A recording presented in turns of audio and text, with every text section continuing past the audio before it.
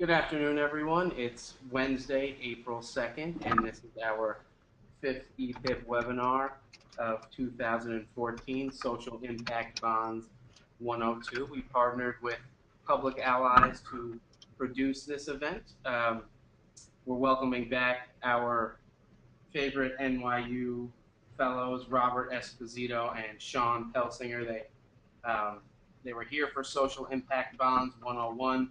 All of you who joined us for that webinar, welcome back. We're very excited to delve a bit deeper into the subject and learn a bit more.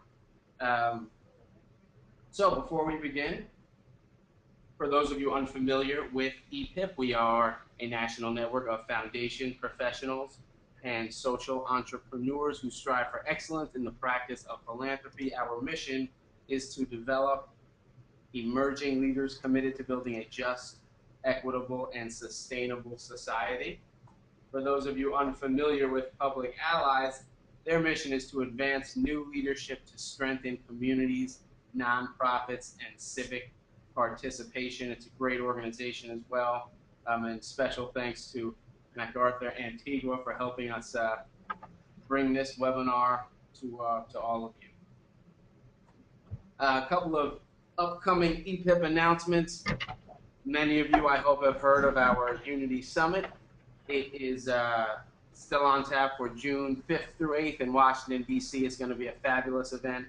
We're collaborating with the joint affinity groups to bring the event to you, and it's going to be a game-changing event around advancing equity in the social sector. So please visit our website and learn more about the Unity Summit.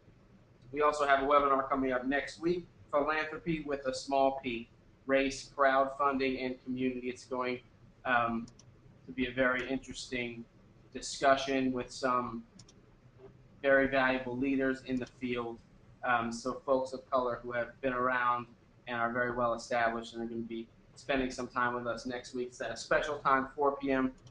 Please keep a lookout tomorrow for more information. And as always, visit our website, epip.org/events to learn about upcoming national events or events near you.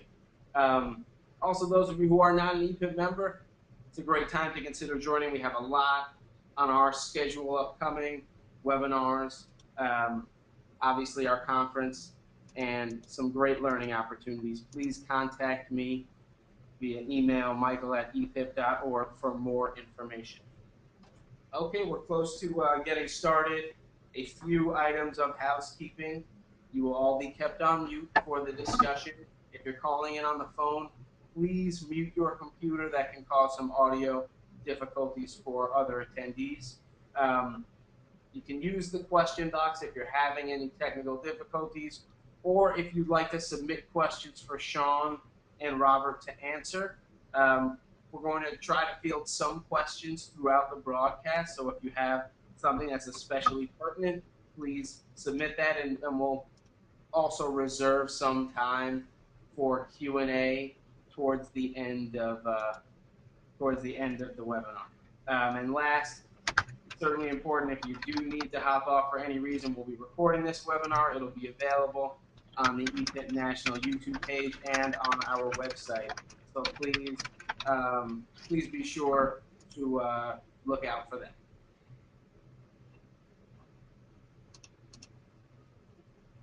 All right, today's speakers are Robert Esposito and Shawn Pelsinger. Robert is a 2013-2014 Jacobson Fellow in Law and Social Enterprise at NYU. He received his LLM with highest honors in international and comparative law from the George Washington University Law School, where his research focused on social enterprise entities in Europe and the United States. Shawn, also a 2013-2014 Law and Social Enterprise Fellow at NYU Law School. He received his LLM from both NYU Law and the National University of Singapore Faculty of Law, where he was a Dean Scholar and a recipient of the Justice and Human Rights Prize. We're very happy to have them both with us today. They're very knowledgeable in this subject and a lot of social enterprise issues. So It is our honor to have them join us. And without further ado, I am going to pass it over to Shawn and Robert, and also we're going to share their screen. So just give us a second, folks, and you're going to be able to see what they have to share. Hello, gentlemen.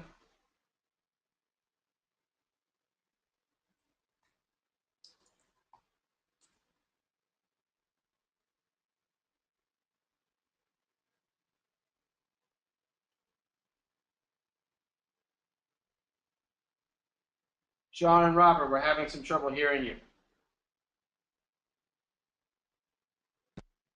Oh, hello, can you hear us? We can hear you, yes. Okay, had a couple of unmuting technical difficulties. Hello, everybody. Welcome to the webinar. Thanks for the great introduction. We are going to share our screen now. You can see our screen, I think. Is that right? We can see it. We can see it clear. Thank you. Okay, great. So I'm Shawn Pelsinger. I'm here with Robert Esposito, and we are here to present Social Impact Bonds 201, which is our intermediate Social Impact Bonds webinar, following up on Social Impact Bonds 101, which we delivered about a month ago. Let's get started. So there we go. So here's an overview. We're going to do a quick review of some of the things that we covered last time for those of you who weren't with us, or just to keep everyone refreshed.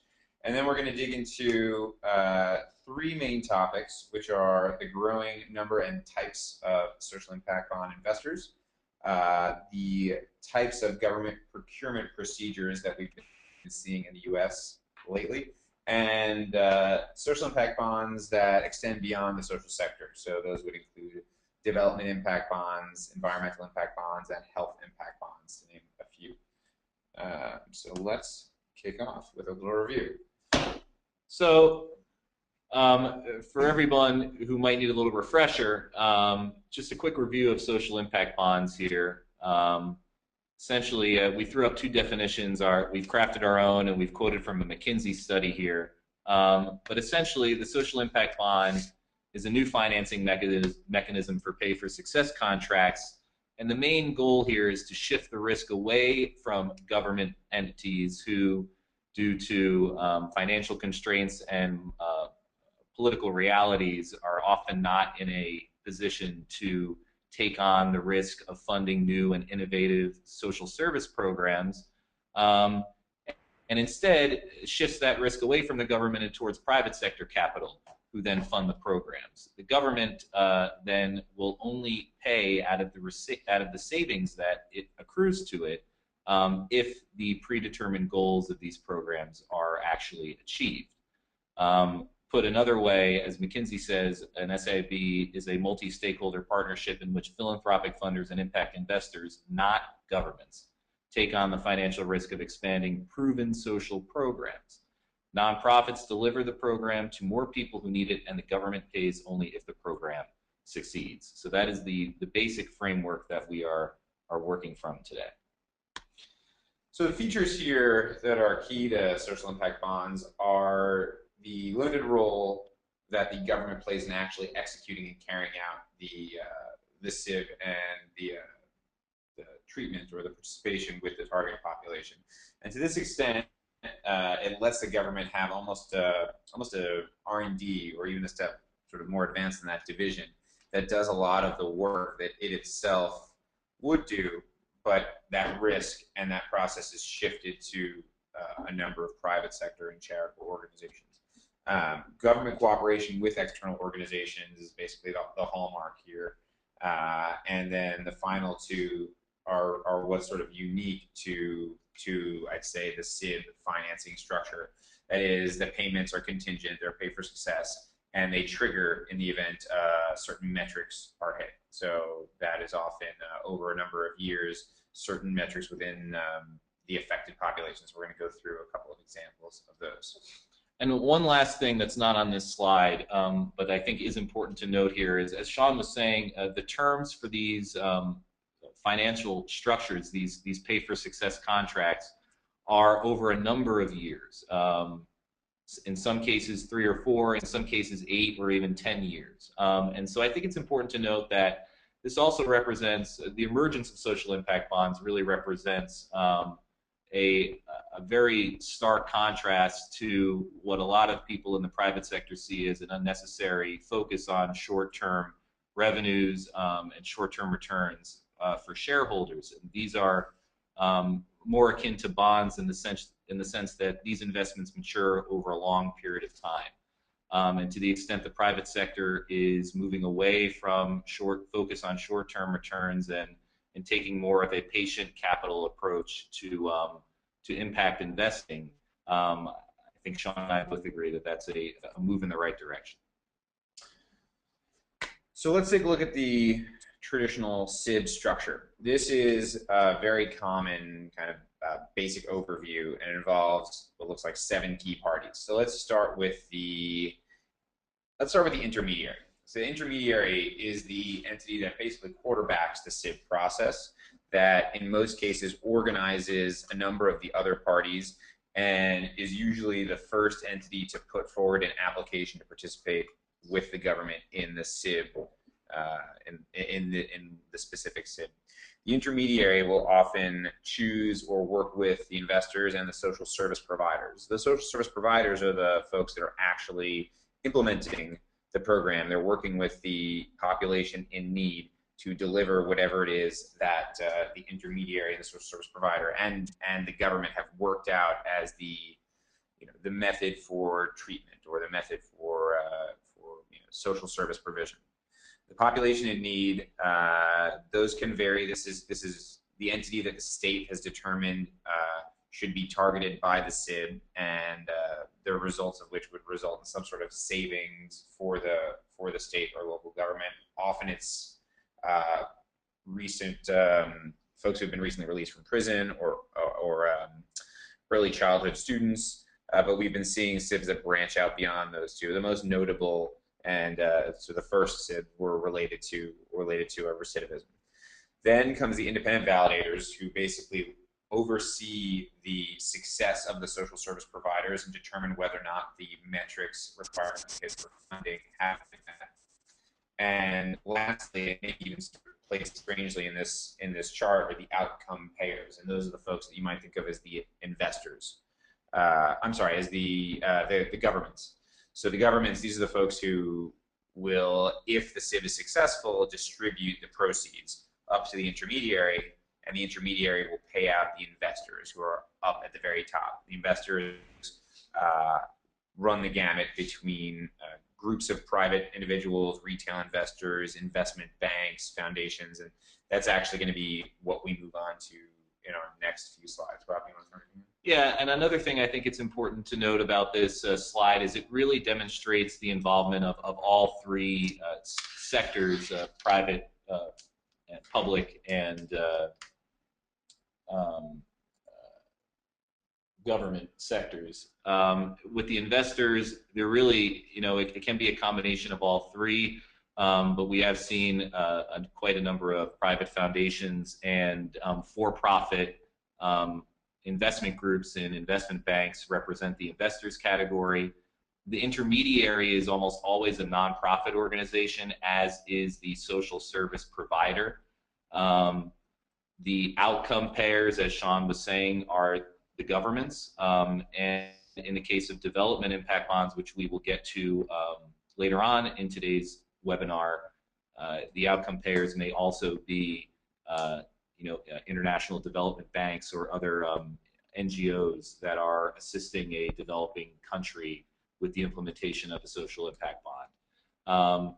And the independent validators, some of them are nonprofits, some of them are for-profit. It's kind of a mixed bag there, as it is with the investors. But the main point, in addition to seeing how everything flows in this nice chart from Social Finance that was just released in a recent white paper, I think it also is good just to note that there are representatives of all 3 sectors working together to achieve the same goal here in the SIB structure, and it's one of the reasons why we think this is so fascinating. Those sectors, again, private and then public charities or foundations, along with governments. Right.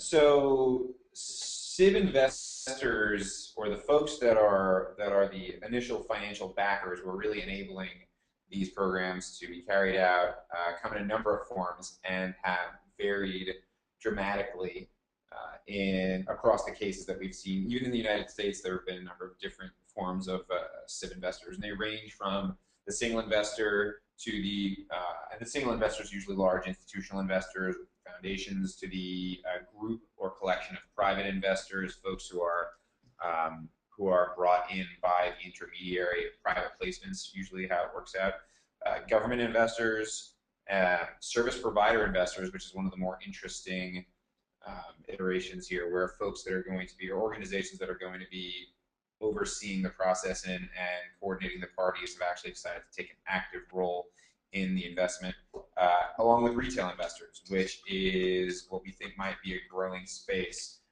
Individuals are effectively able to invest in SIBs like they would any other financial product. So let's start off with the single investor plus a guarantee.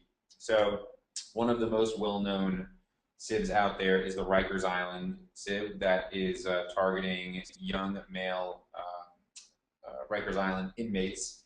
It was funded by Goldman Sachs Urban Investment Group to the tune of $9.3 million. They took down the entire funding amount, and if you go back to our slide, they sit up top and they're the investor back on our chart. Bloomberg Philanthropies has stepped in and has guaranteed 75% of that investment in the event the Goldman ends up not getting its money returned to them.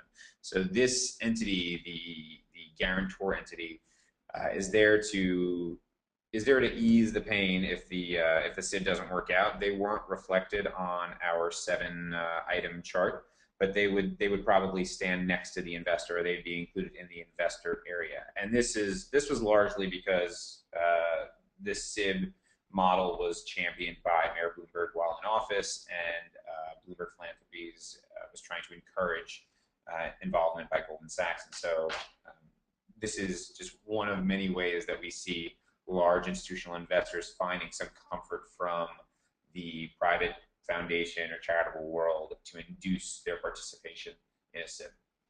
And also, to kind of piggyback on what Shawn is saying, we also think that this is not necessarily going to be a structure that will be around for very long. The guarantees and other similar single investor plus guarantee SIBs that we've seen have decreased dramatically. This was really one of the first ones, one of the first SIBs in the United States, and there is a barrier to entry here, and people do not necessarily want to spend millions of dollars on a very uncertain, innovative new financial structure. The SIB out in Massachusetts, I believe, has a 10% guarantee, and there are many, many more SIBs that are either already underway or are being contemplated that are totally without guarantees. So the 75% seems quite high, but I think it's important to note that this is probably an outlier in the universe of social impact funds.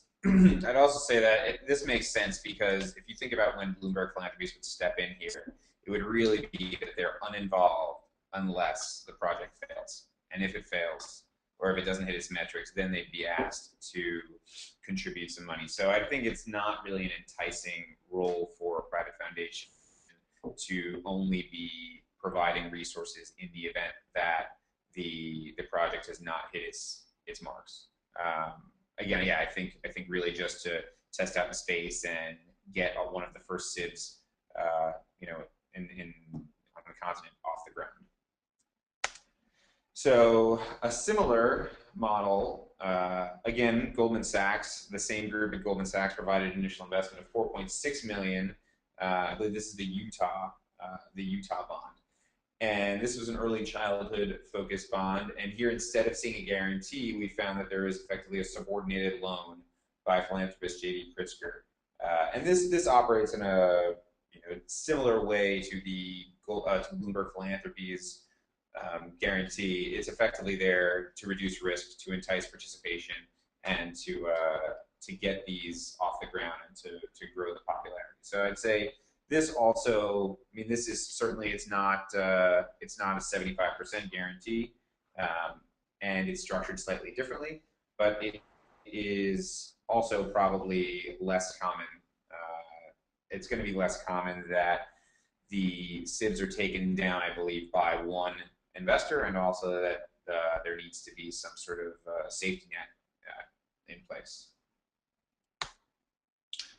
So moving on to another type of investor, the government investor in this case, we've got two examples on this slide.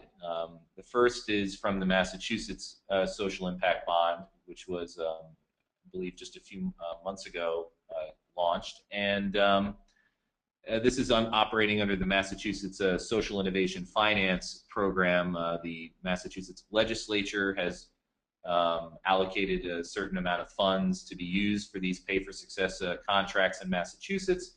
And much like the New York Rikers Island SIB, this is aimed at prison recidivism, targets young men that are currently or about to be inducted into the probationary system in Massachusetts. In this case, though, instead of having Goldman Sachs come in with $9 or $10 million, the Massachusetts SIB was awarded a grant by the U.S. Department of Labor to the tune of $11.7 million. So in this case, a government entity is stepping in to take the place of a private investor. Similarly, in London, they have a SIB that's targeted at persistent homelessness in the city, and in that case, a local governmental entity, the Department for Communities and Local Government, provided £5 million in funding to improve the outcome of this SIB. And so here are two different examples of how the government is sometimes stepping in to provide the initial funding, usually in the form of a grant, to the SIB, and hopefully the money that is spent on the grant will be less than the government would have paid to effectively either put all of the people back in prison or to deal with the costs associated with persistent homelessness. And so this is just another example of how governments are involved not only as outcome payers, but also potentially as initial investors in the program. And I think that we will see as the SIBs continue to mature, and if we do in fact see positive results, we may see governments become even more willing to provide upfront funding for these types of financial vehicles, and that they will make money out of their cost savings.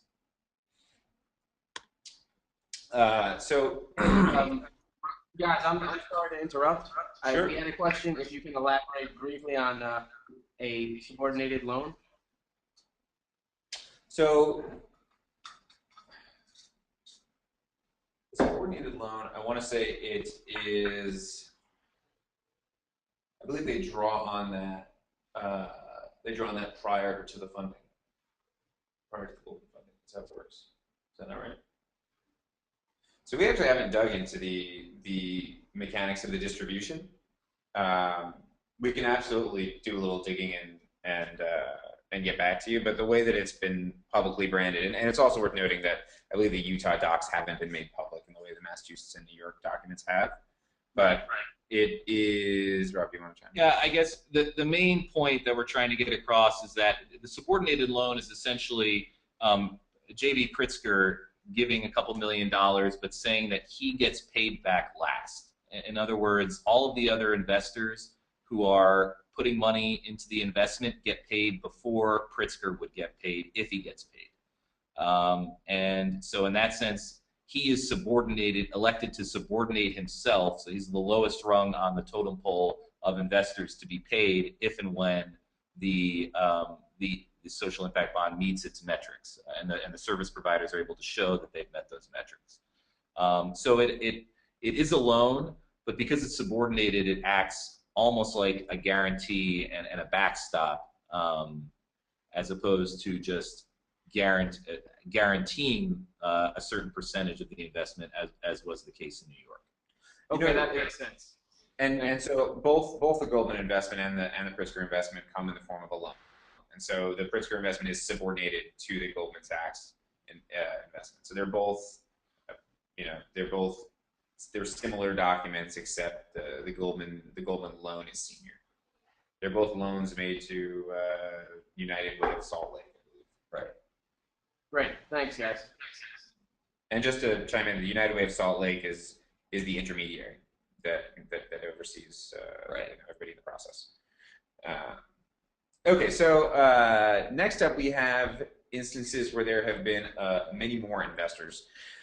And we think this is probably more where things are going, greater distribution of investments across participants. So the Peterborough SIB had 17 investors that were sourced via private relationships. This is the first social impact bond. I'm not sure how many folks are familiar with this, but this is literally the first ever social impact bond carried out in the United Kingdom, the Peterborough Prison. And it was cobbled together via private relationships that resulted in 17 investors coming together, each of whom, I mean, the payback terms vary, et cetera, but you'll find that there's less of a need for a guarantee if folks come in smaller amounts and in greater number.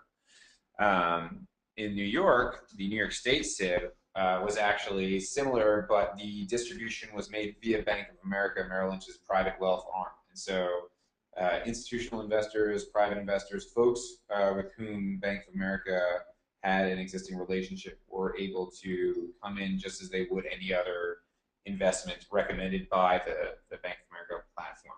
So 40 investors participated in this transaction, and these are probably transactions that occurred alongside other investment decisions or investment offerings that private wealth clients had access to. This is something that we think is really going to rise as any bank that's participated in the SIB process has a private wealth arm, and there's a growing appetite both by private investors and there's growing interest at a number of these banks in having social impact arms, social impact funds, social impact platforms for private wealth investors. And I think this is going to be a new alternative to a way that folks who maybe had previously invested in development funds or social impact funds to instead go directly into the project that a social impact fund or a development fund might be interested in. Absolutely, and I think it's also important to note here that in the instance of the Bank of America Merrill Lynch offering, they raised, I believe, $13.5 million in a matter of literally days. So I think that really speaks to the appetite that private wealth clients have for making this type of investment, and also hopefully seeing a return, and also some quantifiable metrics for exactly how much impact their investment has had. So as Shawn was saying, we really think that Bank of America Merrill Lynch will not be the only one offering these types of investments in their private wealth groups, and we would not be surprised if many of the other major Wall Street players also jump in feet first into this space. Feet first? What was head first? Head first, probably. Maybe both. That could be just in one jump. So open market investments is the next category, and here it should be noted that this is not too dissimilar from the private wealth platform mentioned earlier. In this case, in Australia, the investments were effectively it was opened up to what would be the equivalent of accredited investors here. So individuals making more than $250,000 a year or having a net worth of more than 2.5 million Australian dollars a year. But I believe that the offering here was broad, and it wasn't. You'll notice in the last two, it was very relationship driven, and it was effectively folks who were reached out to by folks that they had either an existing professional relationship with, or I think in Peterborough was even quieter and less available than that. But this is again evidence that these are going to be treated not dissimilar from securities that folks who are financially sophisticated enough to invest in and who meet the regulatory qualifications for investment will have access to. and this one, I believe, it was the Newbin SIB was 59 investors across around $7 million. And then further evidence of the growing complexity of these is the tranche system that the Benevolent Society SIB was able to put together, which had two different tranches, one including a guarantee and one including a small guarantee for impact investors of different risk, with different risk appetites. So here you might say that this is similar to the Goldman-Pritzker transaction, except that this is spread across 57 investors, 17 at the zero guarantee tranche, and then 40 at the $7.5 million tranche. So we see a slow opening up of SIB investments from basically being taken down by large institutions to being distributed via large institutions to their private wealth clients and folks that that they bank with.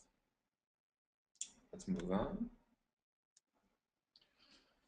So perhaps one of the most exciting things is the emergence of retail investors in SIBs, and up until now, this has kind of been the the province of as we were saying earlier, the Goldman Sachs and Bank of Americas of the world, the J.B. Pritzkers of the world, the large Rockefeller foundations of the world.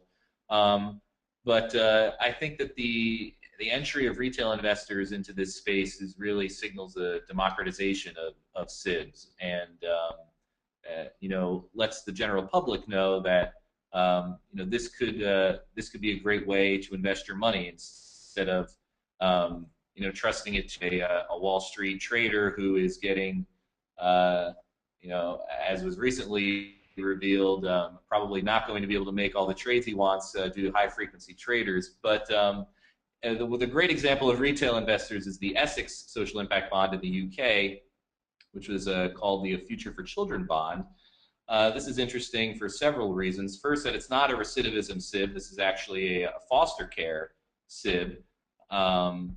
And it was essentially constructed out of, it was a 78% loan to the social housing provider, the service provider in our map. There's a 20% investment in the Essex Social Impact Bond and 2% worth of management fees. Now, interestingly, they did not necessarily cap it to what we would call accredited investors, as they did in Australia, but there is still a concern here that non-sophisticated retail investors may not really be able to understand or appreciate all of the risk that's involved with this type of investment. So in the Essex SIB, they made it what was called an advised product, which essentially means that anyone can go to their financial advisor, and the financial advisor then applies to invest on behalf of the retail investor. So there is an intermediary that is working in there. The retail investors are not going directly to the SIB to invest in it, but nevertheless, there is still an avenue for retail investors to get involved. This, again, is somewhat of an outlier, and it is yet to be seen whether or not this type of a SIB, which focuses on foster care, will be effective, and if so, to what extent investors will be able to see returns. But perhaps more exciting is the potential for crowdfunding SIBs, and making these very small investments available to retail investors across a very, very wide web platform that then will aggregate all the investments, hopefully to the point where the program will be able to be put into place. There are some concerns with regard to crowdfunding. The first and foremost here in the U.S. is that the SEC has still not released the final rules and regulations regarding equity crowdfunding. Proposed rules were distributed a few months ago, and the expectation is that the SEC will release the final rules hopefully sometime this fall, but the SEC is not an organization known for being particularly quick on turnarounds in that respect. So hopefully by the end of the year we will see some final rules and regulations, and I think that will really open the floodgates to this potential for crowdfunding social impact bonds. There are also other concerns about the scalability of these down to a very local level, to the extent that the local governments which might be benefiting from these types of programs are not necessarily the governmental entities which will be accruing the cost savings. So, for example, if you have a federal prison in your town, and your community decides that it wants a SIB program to deal with the recently released offenders from that prison in your community, the benefits would not be really, although your town or community would benefit, the monetary cost savings would be to the federal government, not to your state or to your local municipality. And so this is one of the concerns that people have about locally crowdfunded social impact bonds. Now, that is not to say that there are not other examples where local governments and municipalities would be accruing the savings because they are actually the ones that are paying for these programs or paying for the costs of inefficient programs in the first place. But it does raise a concern with respect to how broadly applicable crowdfunded SIBs could be. So this is all very new and still very much in the theoretical stage, but again, something that Shawn and I both think is very interesting, and hopefully with the SEC's release of its final rules will really drive these types of investments going forward. I think it's also worth noting that the Essex SIB, or at least the structure, if you think about it, is not too dissimilar from, say, like a social impact mutual fund. The fees are paid on the amount of money that's managed, not necessarily tied to profit. It's available to retail investors.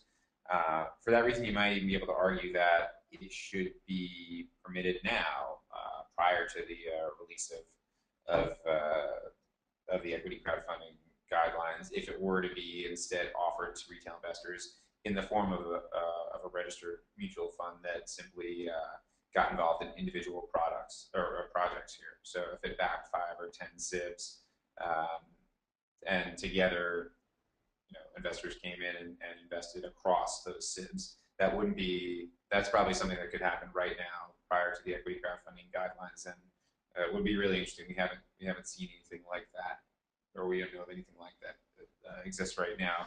Maybe because of how heavily regulated the mutual fund space is, and how emerging this field is, and it seems to be so far executed by nimble private actors. But we'll see. But anyway, let's push things forward. We don't want to run out of time for questions. The final, I believe this is the final of our investor types, is the actively involved investor. And we think that this is rare, but it's worth mentioning. This is in situations where the investor not only contributes money, but is also involved in the rehabilitation or in the service provision that the SIB requires. So here we have in Perth, Scotland, local investors contribute some amount of funding as SIB investors, but they're also involved in, they participate in the SIB itself and the intervention because they're part of the community. We think this is something that will not be as easy to scale, particularly because SIBs seem to be pretty large-scale projects, and we think that there are some difficulties in carrying out small-scale SIBs, which Rob just alluded to. And small-scale SIBs at the community level are really where you might find that you can really get individual involvement from the community. I think beyond that, the whole idea of SIBs is that we have parties with expertise that are coming to the table, whether that's expertise in being a service provider or being an intermediary, or even providing social impact financing. Everybody is kind of bringing their special expertise, and I think that's why we're not going to see as many actively involved investors moving forward. And finally, there are the service providers as investors, and we think this is a very interesting development. One example is the Australian Benevolent Society SIB, where the Benevolent Society is a service provider and also has invested along with all the other investors in the SIB. Similarly, in the newly launched Massachusetts SIB, ROCA, which is the nonprofit service provider, in that case, has also voiced an interest in investing in the SIB, in addition to being the service provider. And to this extent, the service providers are betting on the quality and efficacy of their own service. And so, while some might see this as potential for conflict of interest, I'm not really sure that that's the case to the extent that they are betting on their own success and also stand to lose their money if they fail to meet the metrics. So we're going to switch gears here now and go quickly through the three main processes that we see for government procurement, which we think will probably be interesting to a lot of the foundation members in the audience today, to really try to describe the three ways that have been used to engage the government entities to try to get these SIBs off the ground. And so the three main groups that we have here that we're going to talk about are the first process, which is a request for qualified intermediary. The second process is the whole package procurement method. And the third process is the arranged marriage procurement process. And so without further ado, Shawn is going to talk about request for qualified intermediary. So in the request for qualified intermediary context, the government requests that the intermediary, the entity that in our chart sat just below the investors, and who we think of as the quarterback in the process, that they submit their requests, or effectively their proposal. That intermediary goes through an application process, and then they, sometimes working with the state or the city, proceed to pick out the social service provider, the independent validators, etc. They're basically, because they're overseeing the entire process and they're really the air traffic controller, we think this makes a lot of sense to have them as the ones who are basically interfacing initially with the government. It also probably saves a bit of time up front for the government, because they don't have to deal with juggling twice as many applications. That would be also applications from the service providers that that are going to carry out the the actual the intervention. Exactly. So the second process is the whole package procurement method. We saw this in Illinois, the Department of Labor SIB, and essentially how this works is you have to get the whole package together before you go to the government. So the government will only award a grant to a group of applicants who have already shown the government then that they have a fully formed partnership in place. So that would entail getting together the intermediaries, the investors, the independent evaluators, and partnering with some state or local government agency. This obviously makes the application procurement process a little more tense. It certainly requires much more groundwork to be laid before an application can be made. But at the same time, it does leverage pre-existing partnerships. Many nonprofits have and enjoy relationships with organizations that could serve as an intermediary, or have relationships with donors who may be interested in becoming investors in a SIB. And so to the extent that those relationships are already in place, they can certainly be leveraged, and the government benefits from not having to wonder whether or not these organizations can work together, and instead just making a determination based on which package will best fit the targeted population.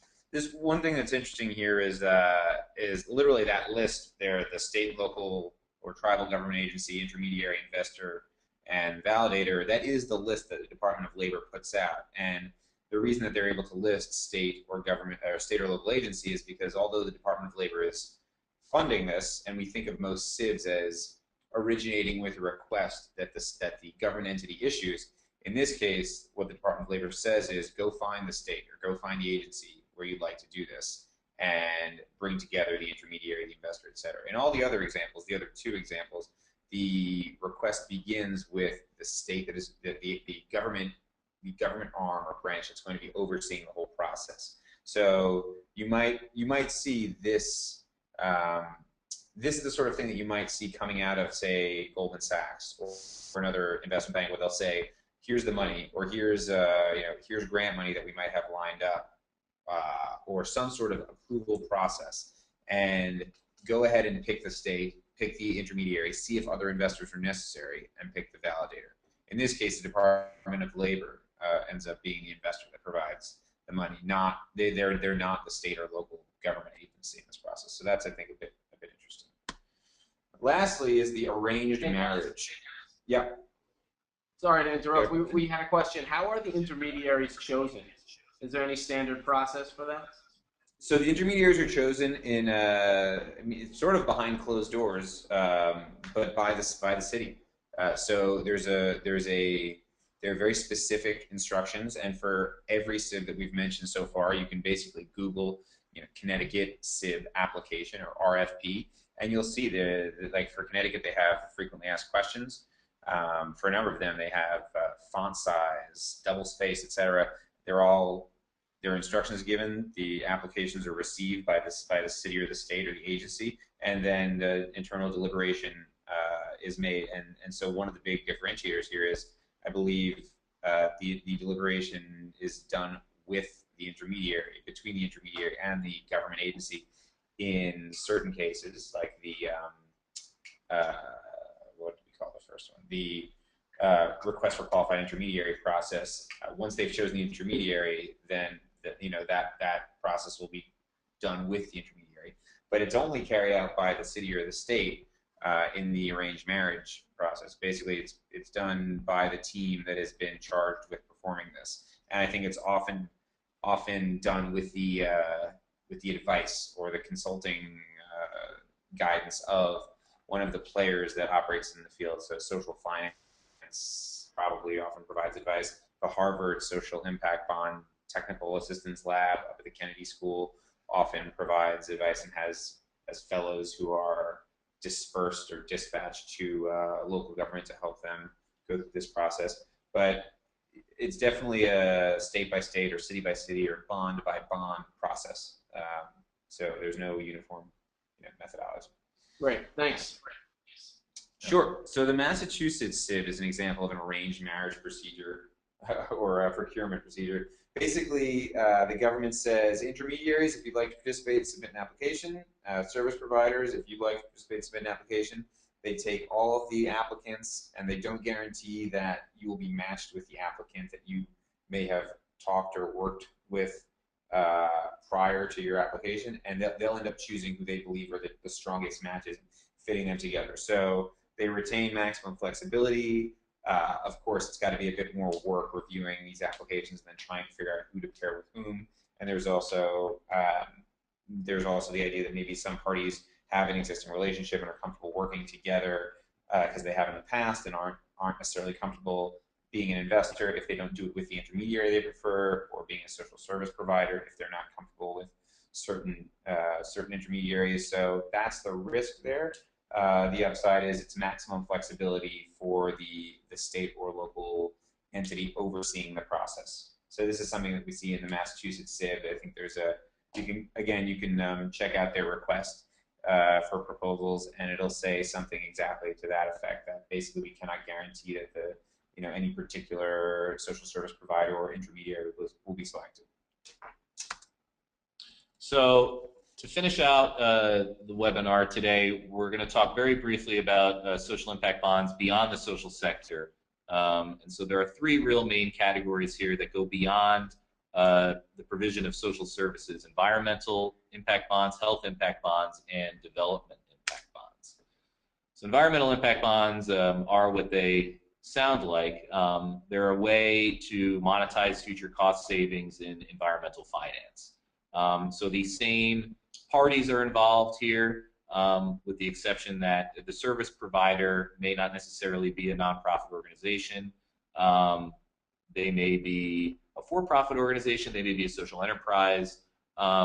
There have not been any, to my knowledge, environmental impact bonds actually implemented yet, although there are a few examples that are on the table. I know that in Stiglio, which is a organization that grew out of the Harvard Kennedy SIB lab, and really has taken a lead in taking SIBs beyond the social sector, is looking at a SIB in Mexico City that is aimed at improving the water quality there. There are also ideas about setting up SIBs in the developing world to reduce carbon dioxide or greenhouse gas emissions, or to increase the use of renewable energy. And what's nice about these is that there is already a good deal of baseline data from which the targets for these SIBs can be measured against. So in the improved water quality instance, it's very simple. You turn on the faucet today, you start the SIB, and a year later you turn on the faucet again, and you can tell whether or not your water is better or worse than it was before the SIB. So all other things being equal. So this is extremely exciting, and I think also kind of bleeds into the development aspect of social impact bonds, which we will turn to shortly. Again, the cost savings there stems from the fact that the city or the municipality or whomever has the obligation to keep the water a certain level of clean, and that might take that. I mean, that has enormous costs on the city.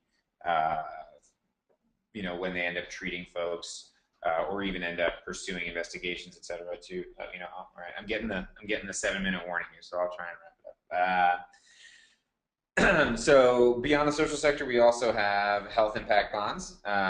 So the first health-focused SIB in the United States was announced in Fresno, which has abnormally high asthma rates. The California Endowment has awarded social finance as one of the most prominent intermediaries, and collected health $660,000, that should read, dollars in grant funding to launch a HIB, a health impact bond that would be aimed at improving the health of low-income children with asthma.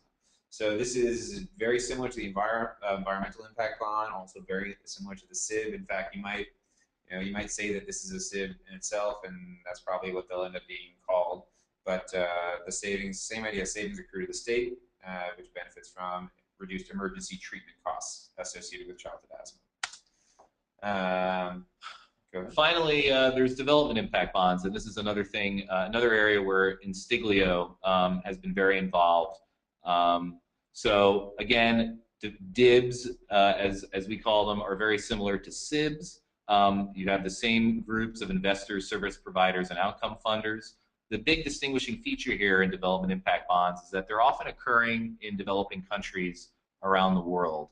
And as a result, the government may already be operating at a loss, and so there are no savings or a reduced amount of savings from which the government can pay out if the program is successful. So the big distinguishing feature here is that it also requires an additional party, namely an external development agency, to help out with the outcome payments or some portion of them in partnership with the government. So, for example, you could imagine a case where the Inter-American Development Bank is involved, the African Development Bank, the World Bank, IFC, other large international banks and NGOs that have been doing a lot of this for quite some time can step in as an additional party in the DIB scenario and help out the government to pay out